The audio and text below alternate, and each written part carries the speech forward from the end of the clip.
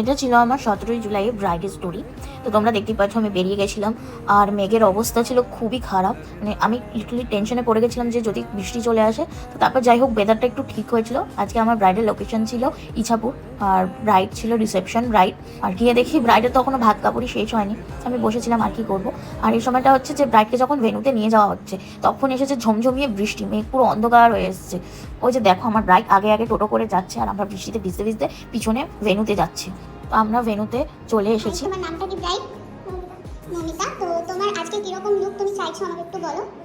সিম্পলের উপর যতটা কম মেকআপ দেওয়া যায়, একদম মানে ন্যাচারাল লাইক একটা ফিনিশ। আচ্ছা, আর আই মেকআপের কিছু স্পেসিফিকেশন রয়েছে? আই মেকআপ কিরকম কি চাইছো? না, যেটা ভালো লাগবে। আচ্ছা, মানে তুমি আমার উপরে ছেড়ে দিচ্ছ। ঠিক আছে, চলো স্টার্ট করি।